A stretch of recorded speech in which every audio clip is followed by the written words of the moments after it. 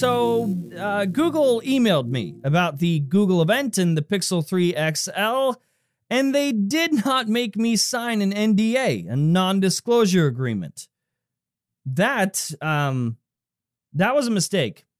Get daily tech news in a way that doesn't suck. Hit that subscribe button and turn on notifications so you don't miss the next episode.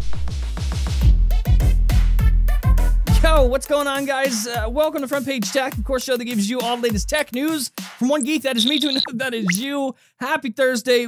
Totally weird, absolutely insane episode for you today. Like, literally, by the end of this, your brain is going to turn into mashed potatoes and melt out of your ears. Let's just get started. All right, so story numero uno. Yes, there are still 3 news stories in today's episode, but we are going to blow through the first 2. Hopefully you don't mind. It seems the love of Android Jesus is about to rain upon all of us, because finally, YouTube is rolling out dark mode for Android. We've reported it before, yes, I know, but this time it's for real. YouTube version 13.35.51 is shipping today, and that has the option to turn dark mode on or off. But of course, it should only come with one option, and that option is on. So there you go. Go ahead and update your YouTube app and look for dark mode. If you don't have it, listen, don't blame me. It wouldn't be the first time Google lied to you. Hint. Okay, so next up, Apple. We've been talking about all 3 new iPhones coming out this year. The iPhone 9, the iPhone XS, and the iPhone XS Max. We've also talked about the reported prices, but it seems those reported prices were off. So initially, it was reported that the prices were going to be somewhere close to like iPhone 9 sitting at like $600, then the iPhone XS being around $800, and then the iPhone XS Max being $900. But a new report coming straight out of Bank of America is saying something a bit different. According to those reports, the prices could actually be similar to what we saw last year. According to the report from Bank of America, that 6.1-inch iPhone might be priced around $799.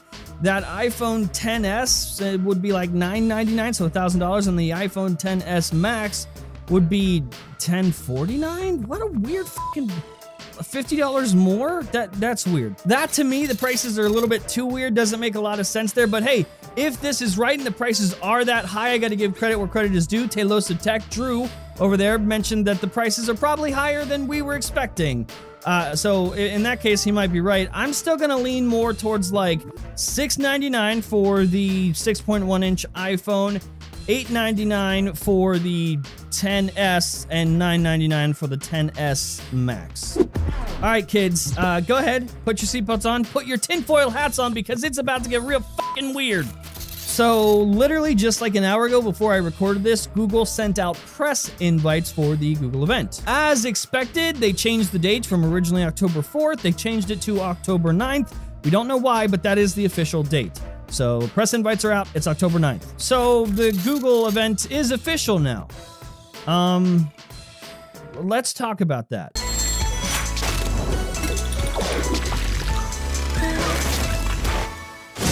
So yesterday, literally out of nowhere, I think I was recording an episode of this show, Google reached out to me. They emailed me. Specifically, someone from Google's hardware team emailed me. And before any of you internet detectives go crazy in the comment section, yes, we verified it. Now, this person from the hardware team emailed us, reached out to us to get permission to use a very specific clip of a past Front Page Tech episode. They wanted to use the clip during the Google event itself and somewhere on the front page of YouTube and maybe some other things. Now, normally I wouldn't question this. This is somewhat normal. Companies do reach out, like Samsung just did it, right? Right before an event, companies may reach out to YouTubers or whatever to get clips to use and make some sort of montage that they can show during the event. This is normal. This is not some weird conspiracy. Normally I wouldn't question any of this if this was any other YouTuber. But they reached out to me, of all people. You know what kind of videos we make about the Pixel 3 XL, right? You know, a few weeks back, I started a ridiculous theory of there being a secret bezel-less Google phone. We've gone back and forth about this in multiple episodes. In fact, I've come out and said that I do not think that the leaks were fake, that the ugly Pixel 3 XL that we've been seeing all over the place is the real deal.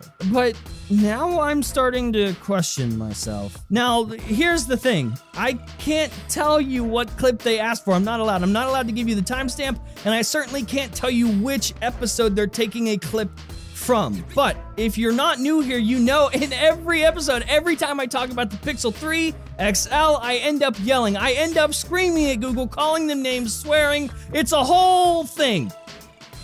So why would Google play a clip of me yelling at them about a phone that they're about to announce and then announce it? The phone is ugly. All I've ever said about the Pixel 3 XL is that it's ugly. But wait, that's not it. It turns out Google reached out to a handful, literally just a handful of other big YouTubers and asked for similar clips from them. Now, a majority of those YouTubers actually reached out to me, got in contact with me, and we've sort of shared info. I can't tell you the names of those YouTubers. Obviously, I can't tell you what other clips Google has asked for, but what I can tell you is that Google is creating a very specific narrative here with these montage of clips. All of the clips are people mocking them and making fun of them about the leaks and how terrible the phone looks. In fact, one of the videos that's going to be included it goes along the lines of something like, the Google Pixel 3 XL looks terrible and Google should fire their design team. I'm sorry, but why in the hell would Google roll a montage of clips of YouTubers yelling at them, saying how terrible the phone looks, how embarrassing the leaks are, and then go ahead and announce the terrible looking phone? Why would they do that? Unless the phone they're about to announce isn't the one we've been talking about. You know, unless the phone that we have been making fun of is not the real phone. Listen, I know I'm a crazy nut job and I can't flat out tell you that we are being bamboozled, but the evidence is starting to lean in that direction. I mean, let's be honest. How did all these crazy leaks happen? Like, I've never seen leaks of a phone happen in this way. We're talking major, high-quality leaks all over the internet months before the event actually happened.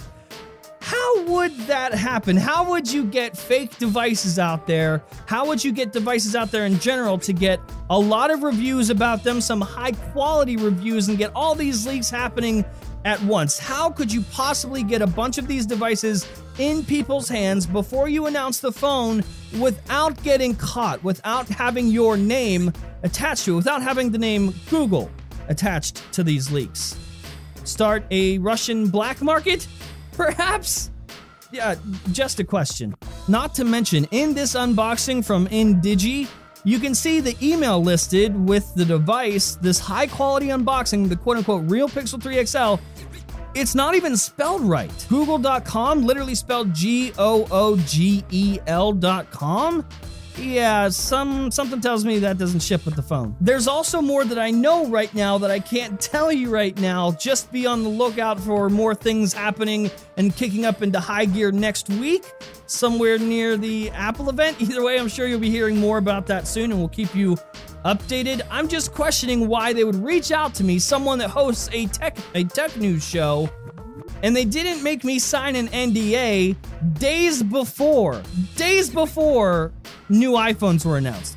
Listen, either way, even if this is not real, even if this is not a great bamboozle, which I'm really having a hard time believing Google is cool enough that I'm having a hard time believing that Google could pull this off like at all.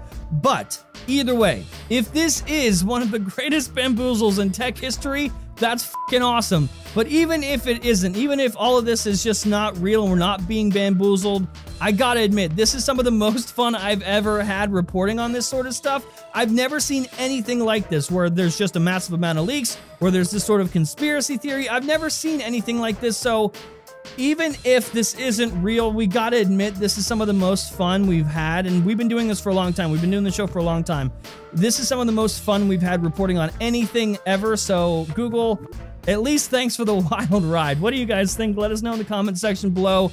This gets crazier and crazier the closer we get to the event.